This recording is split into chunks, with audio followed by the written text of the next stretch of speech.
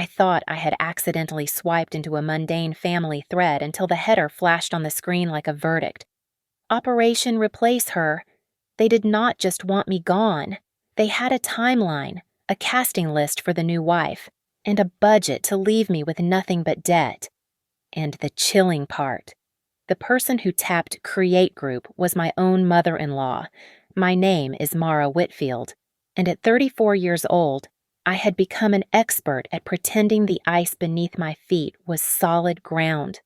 The fundraising gala in Portland was a sea of black ties and forced laughter, a perfect stage for my husband, Gavin Hale, to perform his favorite role.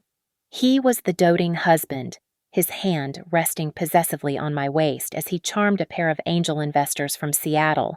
To them, we were the golden couple of the Pacific Northwest real estate scene. To me, Gavin was a stranger who had not looked me in the eye in 6 months without flinching. "Darling," Gavin whispered, his breath smelling of scotch and mints. "Smile. You look like you are at a funeral." I pasted on a smile that did not reach my eyes. "I am just tired, Gavin.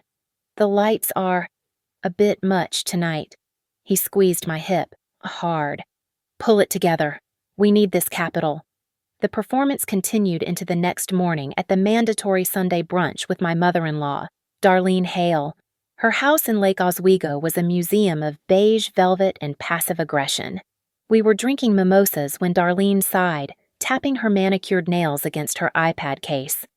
"Mara, dear," she said, her voice dripping with artificial sweetness. "My tablet is freezing up again. I tried to open the photos from the club, but it just spins. You are the tech genius. Fix it for me." "Of course," I said, taking the device. "It is probably just too many apps open in the background." I sat on the edge of the sofa while Gavin and Darlene discussed property taxes. I swiped up to close the background applications. That was when the notification banner dropped down from the top of the screen like a guillotine blade. Operation Replace Her, hosted by Darlene H. The group icon was a picture of my engagement ring, the diamond I was wearing on my finger right that second. The world stopped. The chatter in the room faded into a dull buzz. My finger hovered over the notification. I should have handed it back. Instead, I tapped. The messaging app opened, revealing a conversation thread that had been active for over 4 months. My eyes locked on the most recent message from Darlene. "Once the agreement is signed, let her take the debt we slide Sienna into the wife slot." I felt a physical blow to my chest, as if someone had punched the air out of my lungs. I scrolled up, my hand trembling slightly. It was not just nasty gossip. It was a project plan. There was a shared note titled The Exit Strategy. Phase 1. Isolate Mara from her college friends. Phase 2. Pressure her to refinance the business loans under her name. Phase 3. Plant stories about her mental instability at her office. Phase 4. Retain Sharkey and associates for a preemptive strike. They had a budget line item for Mara's severance. They had discussed my expiration date like I was a carton of milk. "Is it working?" Darlene asked from the dining table. I hope I did not. Delete anything important. "Just give me a second," I said, my voice sounding hollow in my own ears. "It is updating." I did not scream. I did not flip the table. A cold, terrifying clarity washed over me. I pulled my phone out, shielding it with my body, and started snapping photos. I captured the member list. I captured the timestamps. I captured the insults and the strategy. Then, I went into the settings and enabled a backup to a dormant cloud account I had created for Darlene 2 years ago, one she had forgotten existed. "There," I said, walking back to the table and handing the iPad to her. "Good as new." "Thank you, darling," Darlene said, patting my hand. "You are always so helpful." The drive home was suffocating. Gavin drove his Tesla with the arrogance of a man who thought he controlled the board. His phone rang, the sound sharp in the quiet cabin. He glanced at the screen and smiled a genuine, excited smile that made my stomach turn. "I have to take this," he said. "Go ahead," I whispered. He tapped the screen. Hey, is it done? I turned my head toward the passenger window so he would not see my expression. The voice on the other end was muffled, but in the quiet car, I heard her clear as a bell. Yes, baby. The venue is locked for the announcement night. I cannot wait to be Mrs. Hale, the voice said. Sienna Vale. I know, Gavin said, his voice dropping to a husky whisper. Soon. Just hang tight. He hung up and glanced at me. Work trouble. The contractors are delaying the project again. I stared at my reflection in the dark glass. The woman staring back at me looked the same as she had this morning, but inside, something had fractured and reformed into steel. They had a plan to ruin me. They had a timeline to replace me. I watched the rain smear the world outside into gray streaks. I did not say a word. I did not ask who was on the phone. If they want war, I thought, the realization settling in my bones like ice. I will choose the battlefield. I locked the bathroom door and turned on the shower to create a wall of white noise, sitting on the edge of the tub. I did not cry. I organized. Tears were a luxury for women who were not being hunted, and I was currently the prey in a sport I had not known I was playing. I opened the hidden folder on my phone where I had dumped the raw data from Darlene's iPad. I treated the screenshots like a crime scene. I needed metadata. I needed proof of device, time, and location to ensure no one could claim I had photoshopped these conversations. I uploaded everything to a secure server, an encrypted vault I used for sensitive work files, and named the folder The Hale Indictment. I began the autopsy of the group chat. There were 18 members in Operation Replace Her, 18 people I broke bread with, laughed with, and welcomed into my home. I zoomed in on the profile pictures. There was Darlene's bridge partner, Mrs. Gable. There was the Hale family lawyer, a man who had smiled at me at Christmas while handing me a glass of eggnog. And there was a contact saved only as P.W. Based on the profile photo, I recognized him immediately as Preston Ward, Gavin's business partner. Then I found the pinned message at the top of the chat, written by the lawyer. Do not let Mara know about the suspended tax liability and the balloon loan payment due in October. She focuses on the emotional stuff only. Keep her distracted with the marriage counseling angle. My blood ran cold. I lowered the phone, staring at the steam rising from the shower. This was not just about a younger, prettier wife. Replacement was merely the surface level. The true objective was financial assassination. They were planning to exit the marriage and leave me holding a toxic bag of assets that were about to explode. They wanted me to be the scapegoat for debts I did not even know existed. I needed an expert.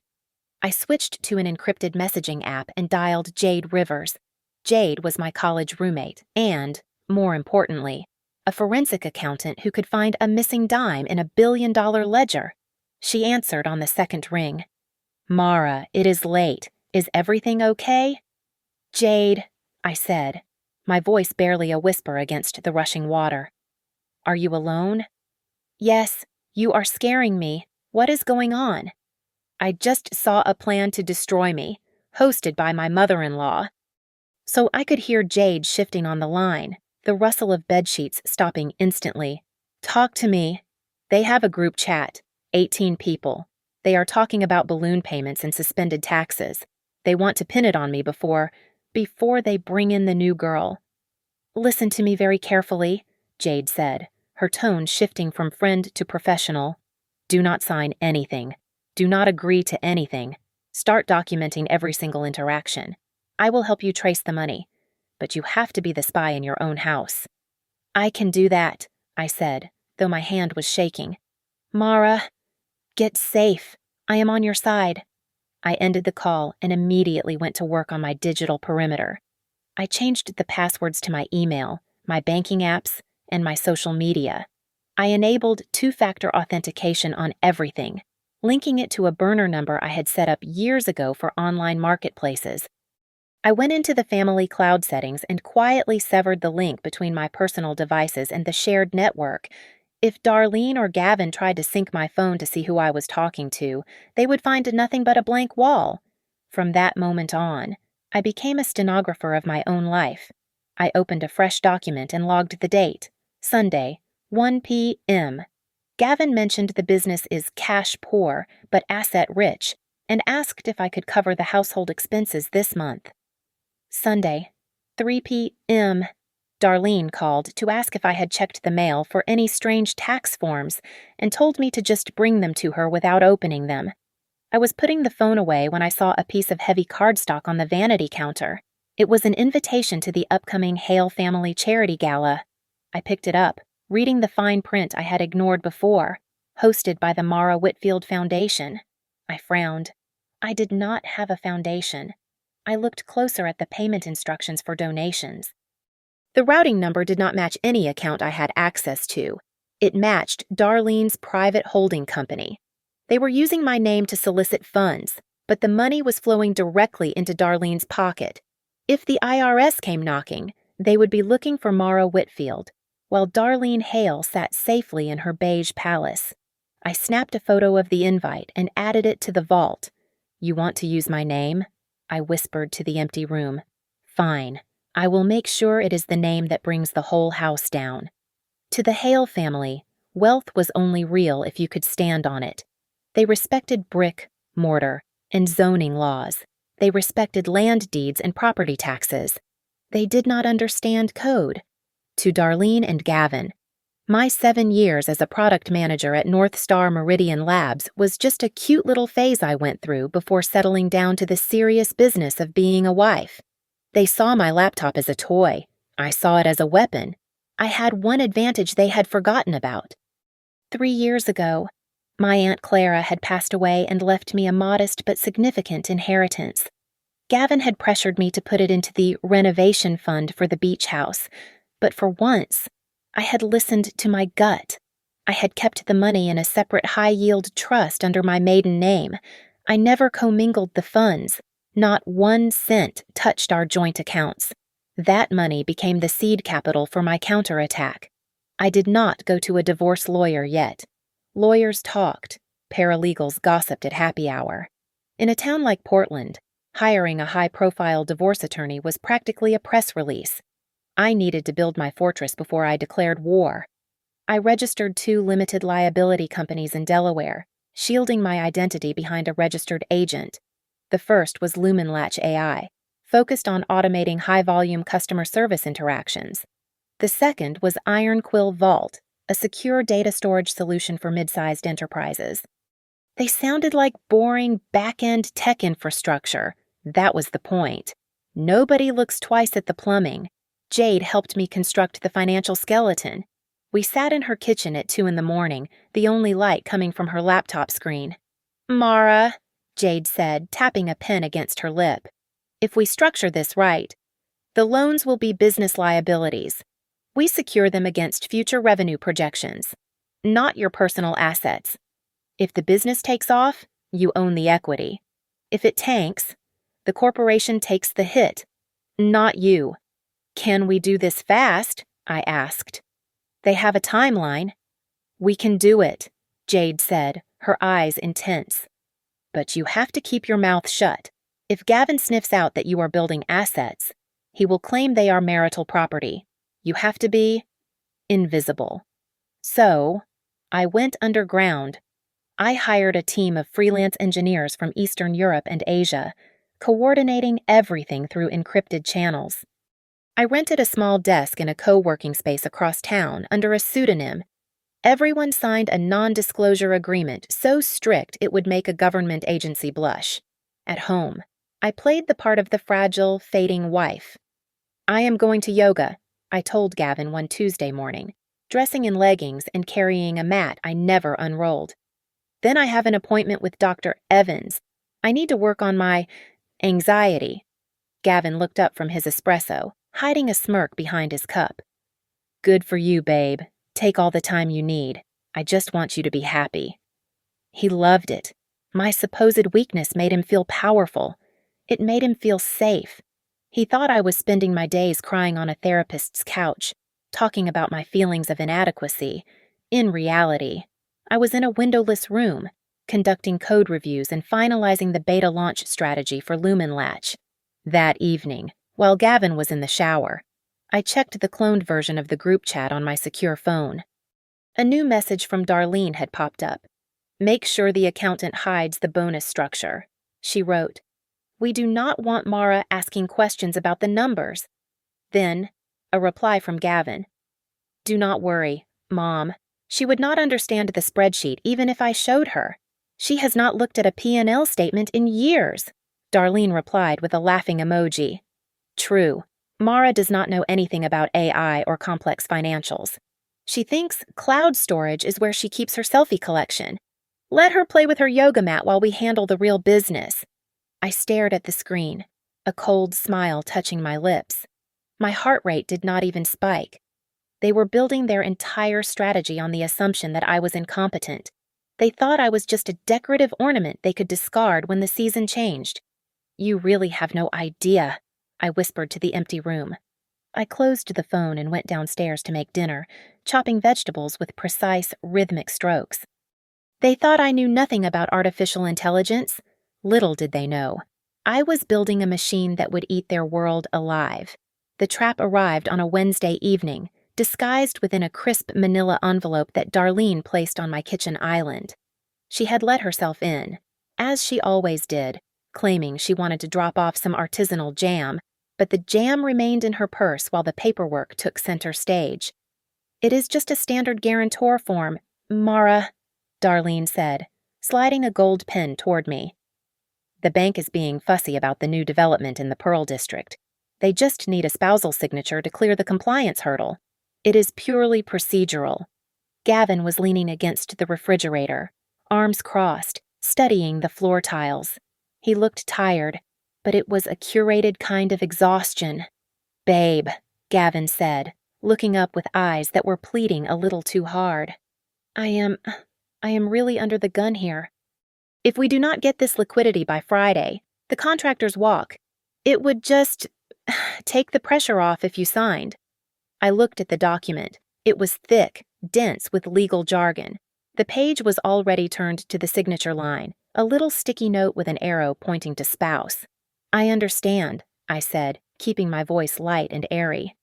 "But you know how I get with legal stuff. I get a headache just looking at the font size. Can I keep it overnight? I want to read it properly. Maybe I will run it by that notary down on 4th Street tomorrow, just to make sure I am dotting the I's." The air in the kitchen shifted instantly. Darlene's smile stiffened at the edges. "A notary!" Darlene let out a sharp, incredulous laugh. "Mara, darling, that is ridiculous. It is a family business matter. Getting outsiders involved is just unnecessary expense and drama."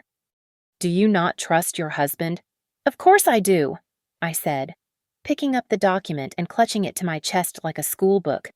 "That is why I want to make sure I do it right. I would hate to mess up Gavin's big project because I signed on the wrong line." Gavin pushed off the fridge, his jaw tight. "Just let her read it. Mom, whatever." As soon as they left, I checked the cloned group chat. The thread was already glowing red. Darlene H. She is becoming difficult. She wanted to take the papers to a notary. Since when does she even know what a notary does? P.W. Preston. If she reads the indemnity clause, we are dead. You need to tighten the screws. Darlene H. Sunday dinner. We bring everyone. Make her feel small. Make her feel like she is the problem. The Sunday dinner was a masterpiece of psychological warfare. They gathered the troops: Darlene, Gavin, Preston, and even Darlene's sister, Aunt Carol, who never spoke but judged loudly with her eyes. The conversation was steered expertly toward the topic of loyalty. "It is so sad about the Miller divorce," Darlene said, stabbing a piece of roast beef. "She tried to claim half the business. Greedy. Women like that. They do not understand the sacrifice it takes to build a legacy. They just want the payout." "Absolutely," Gavin chimed in, pouring wine. "You have to support the vision, not just sabotage it when things get tough. By the way, Sienna came by the office today. She stayed late to help organize the files. She is She is just such a hard worker, a good friend. Sienna is lovely, Darlene agreed, eyeing me. So unselfish. I chewed my food slowly. They were trying to normalize her name, to plant the idea that she was the virtuous alternative to my greedy incompetence. I swallowed and wiped my mouth with the napkin. Speaking of the business, I said, my voice cutting through the clinking of silverware. Did the property tax on the Cannon Beach house get paid this year? I thought I saw a delinquency notice in the mail last week, but I might have been mistaken. The silence that followed was absolute. It lasted only 2 seconds, but it felt like an hour. Gavin's fork paused halfway to his mouth. Darlene blinked, her pupils contracting. Of course it was paid, Gavin said, his voice cracking slightly. Why would you even ask that now? Just checking, I said, taking a sip of water. I would hate for us to lose the summer house over a clerical error. Darlene let out a forced, high-pitched laugh. Oh, Mara, you worry about the strangest things. Let the men handle the finances. But the damage was done. I saw the look Preston shot Gavin. I had poked the beast. Later that night, in the safety of my locked office, I finally read the document Darlene had tried to bully me into signing. It was not a standard loan guarantee. Buried in paragraph 14, subsection B was a clause that made my blood freeze.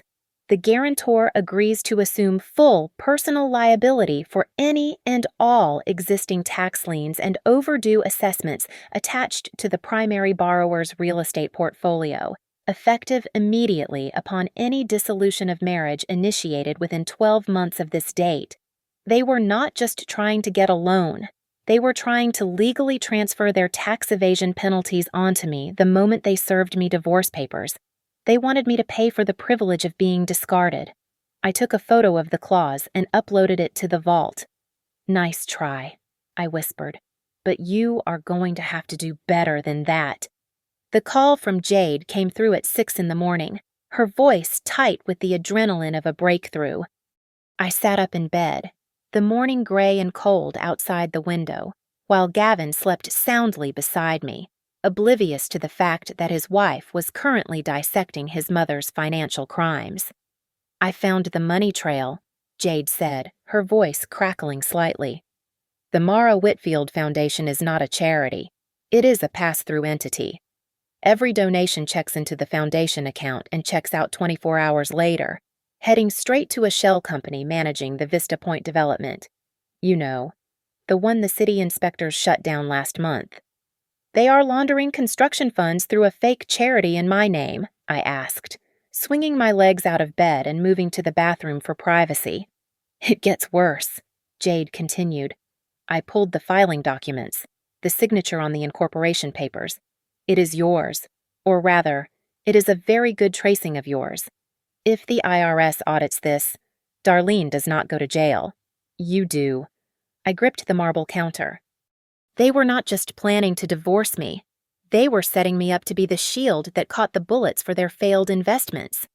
I spent the afternoon at the headquarters of North Star Meridian Labs. I still had contacts in the compliance department, people who remembered my work ethic. I sat down with the director of security. I am going through a high-conflict separation, I told him, keeping my voice steady. I have reason to believe my husband's family may attempt to use my old credentials or identity to imply data theft or financial misconduct to discredit me in court. I need to file a formal preemptive report. We will lock down your legacy logs, he said, typing furiously. If they try to pin anything on you, we will have the timestamp proving you were nowhere near the server. I was building a shield, but I needed to know exactly when the sword would fall. That evening, I brought in a digital security consultant from my new team to sweep my personal laptop. He ran a diagnostic tool and whistled low. Someone has been busy, he said, pointing to a line of code on the screen. Your laptop was accessed physically at 3 a.m. last Tuesday. They used the family iCloud administrative key to bypass your password. They were looking for files labeled North Star. Did they find anything? No, because you keep everything on the encrypted drive now, but they tried. Then, the breakthrough happened. It was a mistake born of arrogance. My phone buzzed in my pocket. I checked the cloned group chat. Preston Ward, Gavin's business partner, had uploaded a file. It was an Excel spreadsheet titled Hale Restructuring V444 Final XLSX. Immediately, a message from Darlene popped up. Preston, delete that wrong chat. But it was too late. My backup software had already snatched the file and archived it in the vault. I opened it on my secure phone, my heart hammering against my ribs. It was not just a budget. It was a war map. There was a column labeled Mara's Exit Costs. It detailed the legal fees for a smear campaign, the cost of a private investigator, and a line item for settlement pressure. But the most damning column was next to it, labeled Liabilities to Transfer. There, in black and white, was the smoking gun. Suspended tax liability $2.4 million. Balloon loan penalty $400,000. They planned to structure the divorce settlement so that I received assets that were actually underwater. They would give me the beach house, which had a tax lien attached to it. They would give me a percentage of the Vista Point Holding Company, which carried the massive debt from the failed construction. They wanted to hand me a grenade with the pin pulled and call it a gift. I stared at the numbers. $2 million in debt. They were terrified of it. It was an anchor dragging the Hale Empire down, and they needed a body to tie it to. I sat back in my chair, the glow of the screen illuminating my face. Most people would have panicked. Most people would have called a lawyer and screamed fraud. But I looked at the chessboard and saw a move they had not anticipated. They want me to take the debt, I whispered, if I fought them on the assets. They would fight dirty. They would drag out the court case, drain my resources, and destroy my reputation. But if I agreed to take the debt, if I volunteered to take the business liabilities in exchange for keeping my failed little startups, they would sign the papers so fast the ink would blur. They thought the debt was a death sentence. They did not know that I had structured Lumenlatch and Ironquill to absorb initial losses against future equity. I could use their toxic debt to offset the massive tax bill my new companies were about to generate when the funding round hit. I could turn their poison into my medicine. Fine, I said, closing the spreadsheet. You want to bury me in debt, I will take it, and I will build a castle out of it. Gavin finally said the words on a Tuesday evening, seated in the armchair he had claimed was his throne for the last 5 years. He looked practiced, like an actor who had rehearsed his monologue in front of the bathroom mirror until the tears looked authentic. Mara, he began, staring at his hands. We have just grown apart. I feel like we are moving in different directions, and it is not fair to keep pretending. Darlene was sitting on the sofa, clutching a handkerchief she did not need. Oh, Gavin, she said, her voice trembling with a performance worthy of an award. It breaks my heart to see you two like this. But if it is over, then we must support you both in moving on. I watched them with a detachment that surprised even me. They were expecting tears. They were expecting a fight. Instead, I gave them exactly what they wanted: resignation. I understand, I said softly, looking down at my lap. I suppose I have felt it too. The relief in the room was palpable. They wasted no time. 2 days later, I was sitting in a conference room with glass walls, facing Gavin and the family lawyer, a man named Sterling who smelled of expensive cologne and ruthlessness. He slid a thick document across the mahogany table.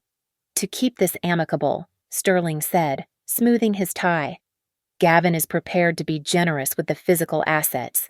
He will retain the Lake Oswego estate, the Cannon Beach property, and the vehicle collection. In exchange, to balance the ledger, you will assume the outstanding liabilities of the family investment arm and the arising obligations from the joint ventures. I looked at the paper. They were trying to be clever. They were handing me the toxic debt from the failed Vista Point development and the tax lines I had seen in the spreadsheet. disguising them as business liabilities. They thought they were burying me. I picked up the document, my hands shaking intentionally. So, I leave with nothing but the debts. You leave with your freedom, Gavin said, leaning forward. And we are letting you keep those little tech projects of yours, the ones you have been working on. We will waive any claim to those. He meant lumen latch and iron quill. He thought he was letting me keep a hobby. He had no idea he was signing away the rights to 2 companies that were about to close a seed round worth millions. I cannot handle a fight right now, I whispered, wiping a non-existent tear from my cheek. If I sign this, is it over? Can I just go? Sterling exchanged a glance with Gavin. I saw the triumph in their eyes. They thought I was broken. They thought I was stupid. Yes, Sterling said, uncapping a pen. Sign here, and you are free. Internally, I was calculating. Jade and I had spent the last 48 hours restructuring the loans for my companies. By accepting their toxic debt, I was actually acquiring a massive tax shield.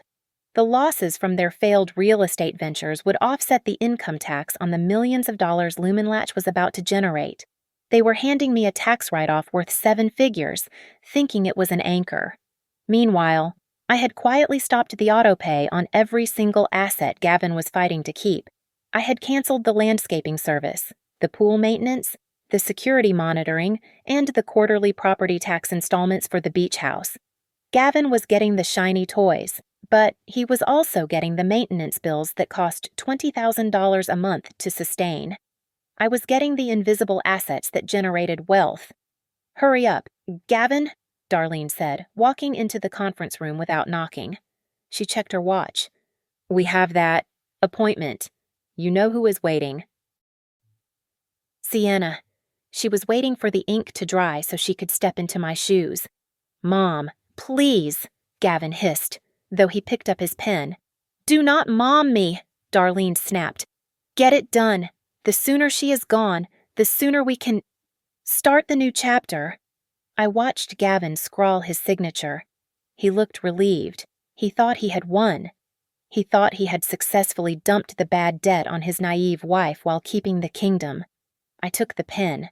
I felt the weight of it in my hand. By signing this, I was legally binding them to this division of assets. Once the judge stamped this, they could never come back for my companies. And when the tax authorities came looking for the Vista Point money, the paper trail would show that I had assumed the debt in good faith, while they had committed fraud to hide it. I signed my name, Mara Whitfield. Done, I said, capping the pen with a satisfying click. Good, Gavin said, standing up and buttoning his jacket. I will have the movers send your things. Don't bother, I said, standing up and smoothing my skirt. I have everything I need. I walked out of that office without looking back. They had their house, they had their car, and they had a ticking time bomb of maintenance costs and legal exposure. I had the debt, yes, but in the world of high finance, debt was just leverage, and I had just leveraged them out of their own future. Sienna Vale did not waste time. Her Instagram story was a masterclass in soft launching a stolen life.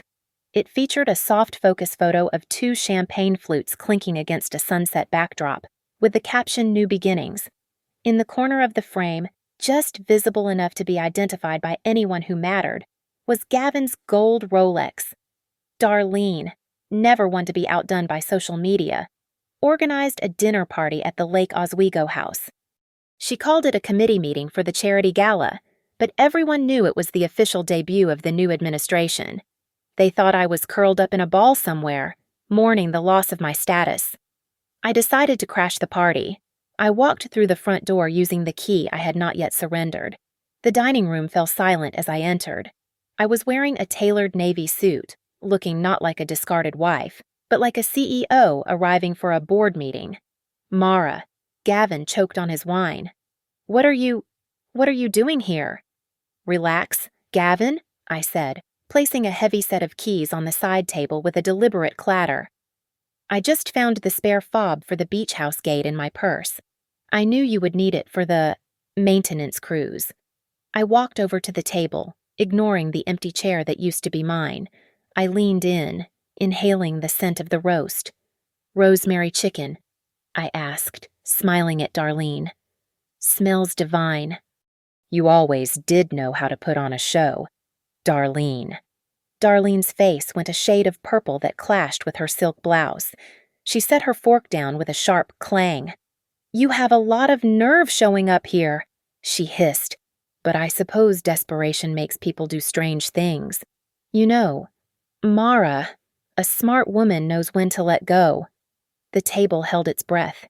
Sienna, sitting next to Gavin, looked down at her plate, unable to meet my eyes. I agree completely, I said, my voice smooth and cold. I believe in letting go of the right things. I turned and walked out before they could respond. The silence behind me was heavier than any scream. As I got into my car, my phone buzzed. It was a secure message from Jade. Term sheet just came in from the VC firm in Palo Alto. They are offering a Series A funding round. Valuation is $40 million. I gripped the steering wheel. $40 million. And Gavin had just signed a piece of paper waiving all claims to it in exchange for a house that cost $20,000 a month to heat. Then, a text from Gavin popped up. Can we talk? You seemed different tonight. I swiped it away without replying. 20 minutes later, a new number flashed on my screen. Please do not block me. This is Sienna. I need to see you. I do not want to be Mrs. Hale's weapon anymore. I met her in the back corner of a 24-hour diner on the edge of town. Sienna looked smaller in person, stripped of the filters and the bravado. She was trembling. Why should I trust you? I asked, not touching the coffee in front of me. You are auditioning for my life. I did not know it was going to be like this. Sienna stammered, tears welling in her eyes. Darlene. She has a contract. She manages my image. She says if I do not do exactly what she says, she will sue me for breach of representation. I am not the new wife. Mara. I am just an employee. I studied her. It made sense. Darlene did not want a daughter-in-law. She wanted a puppet. Prove it, I said. Tell me something only the inner circle knows. What is the name of the file Preston uploaded by mistake last week? Sienna swallowed hard. It was an Excel sheet. Hale restructuring version 4 final. And there was a column called Mara's exit costs. She was telling the truth. Only the people in that group chat knew about the file name. Okay, I said, leaning forward. I believe you.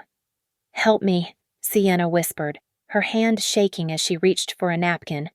I cannot marry him. He is broke, isn't he? I heard him yelling at the bank on the phone. He is worse than broke, I said. He is obsolete. I took a pen from my purse and wrote a number on a napkin. Here is the deal, I said. I have a lawyer who specializes in voiding coercive talent contracts. I will pay his retainer. In exchange, you stay in the play a little longer. What? What do I have to do? Sienna asked. You walk away, I said. But not yet. You walk away on the night of the gala, right when the spotlight hits you. You leave them standing there alone. Sienna looked at me, fear warring with hope in her eyes. And then, I smiled. You watch them burn. The ink was barely dry on the contract between Ironquill Vault and a nationwide network of private health clinics before the industry rumors started to swirl. It was a deal worth huge money, securing data for over 200 facilities, and the tech blogs were desperate to unmask the leadership behind the company. They were calling me the Phantom CEO in headlines, speculating that I was some reclusive genius from Silicon Valley or a defector from a major defense contractor. I sat in my co-working space, reading the articles on my secure laptop. My PR team wanted to issue a press release immediately, but I held them back. Not yet, I told my communications director over the phone. Hold the name. I want the reveal to hit like a lightning strike. Schedule the press conference for Friday at 6 in the evening. Friday evening, she asked, confused.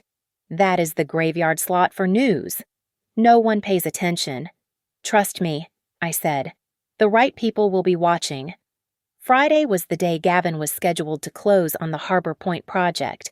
It was a massive, reckless commercial real estate deal he was funding with high-interest bridge loans. He needed a win to prove to the city that the divorce had not crippled him. He was also planning to use the closing dinner to announce the date of his wedding of the century to Sienna. He wanted to drown out the noise of our separation with champagne and skyscrapers. I was going to make sure he choked on the bubbles. Jade called me on Wednesday afternoon, her voice buzzing with malicious delight. "Mara, you are going to love this," Jade said. I was looking at the county records for the Cannon Beach house. The tax lien you assumed it has a nasty little acceleration clause. If the primary deed holder attempts to leverage other properties in the portfolio for commercial loans, the lien becomes due immediately, in cash. "How much does he need?" I asked.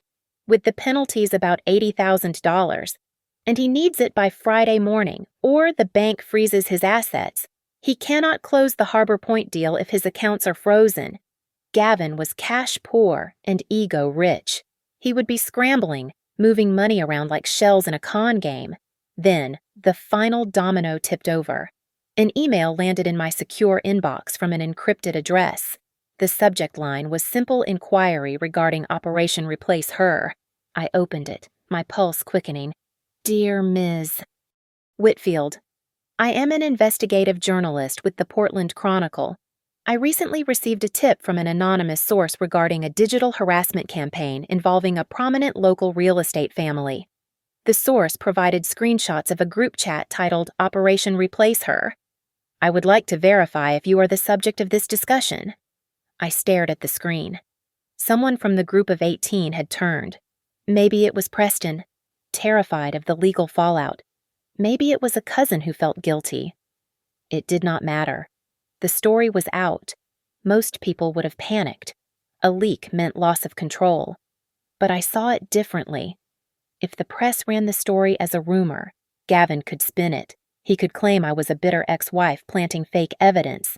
I needed to get ahead of it.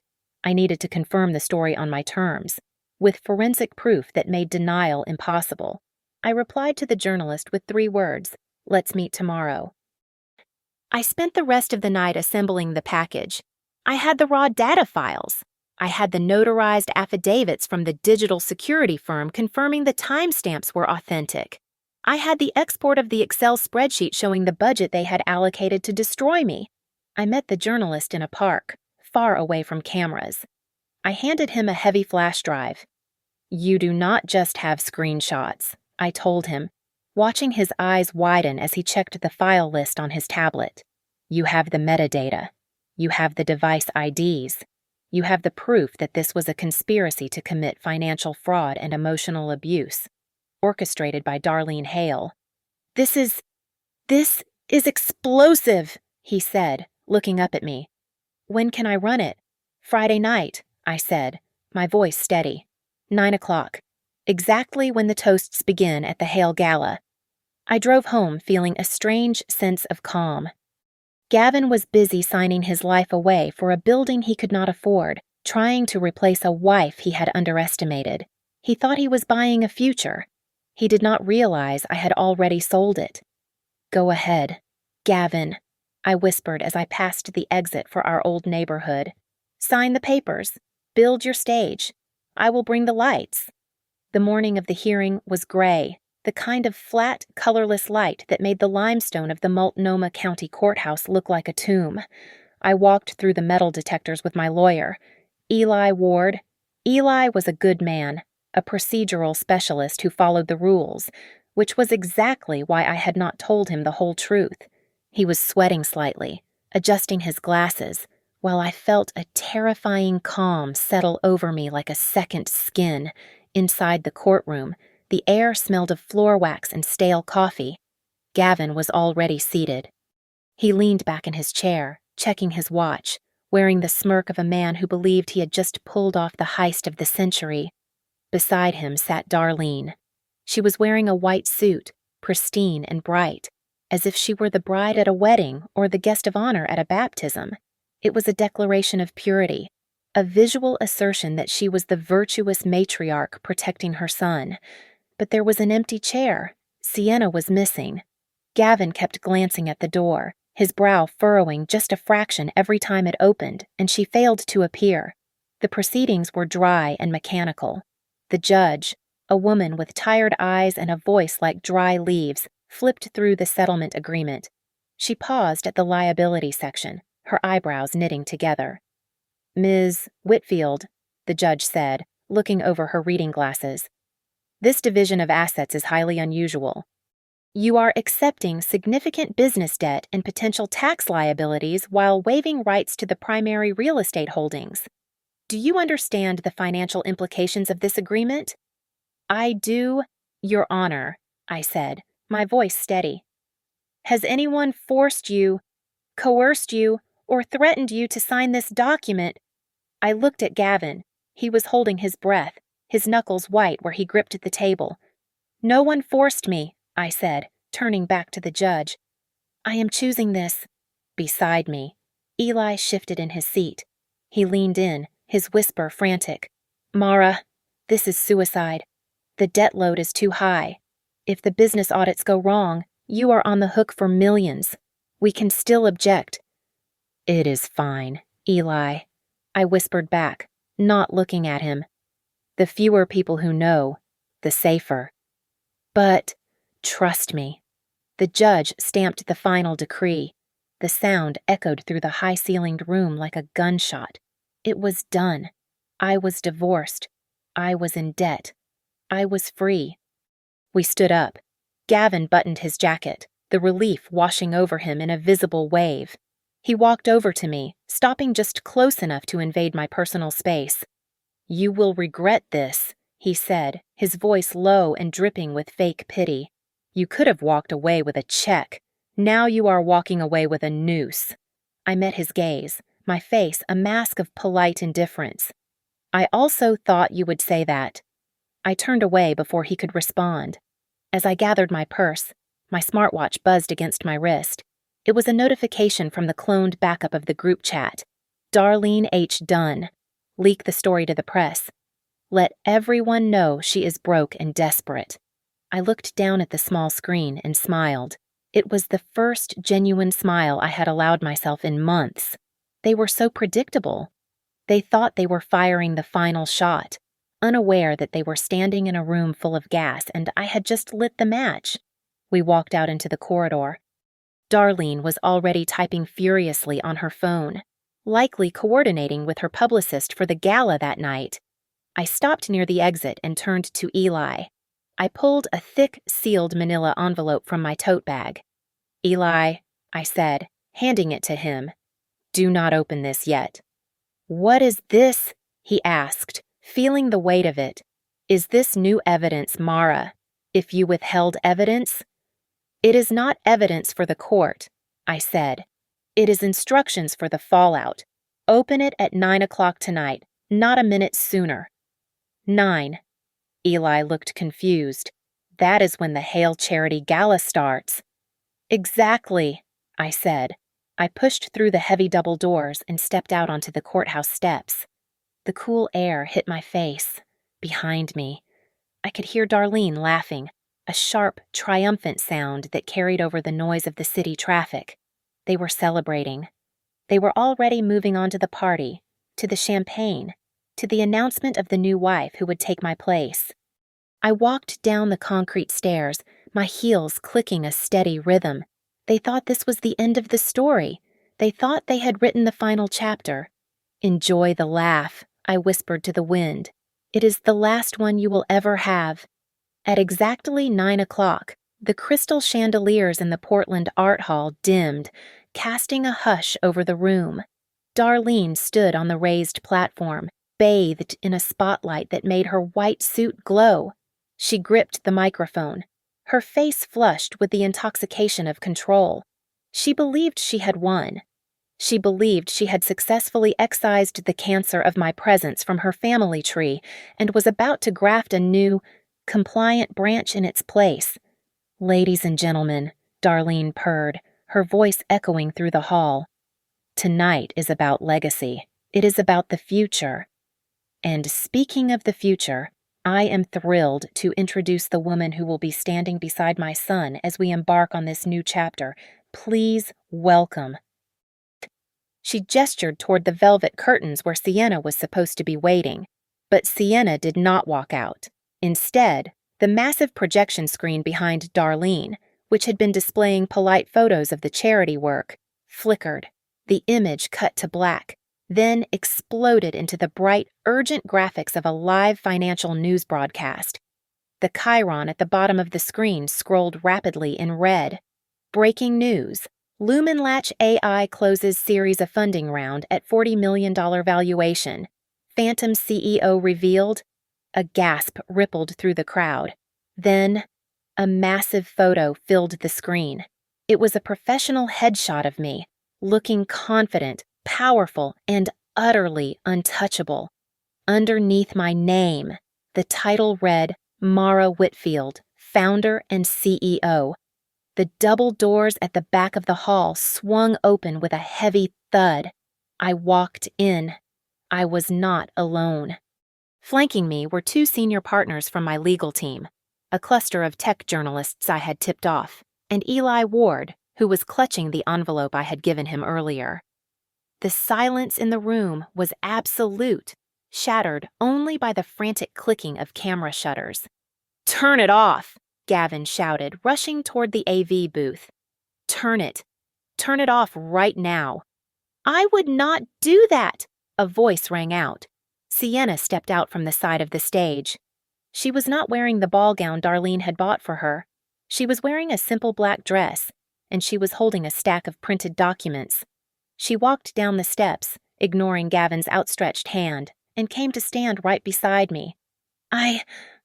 I am not the new wife," Sienna said, her voice shaking but amplified by the microphone she had snatched from the stand.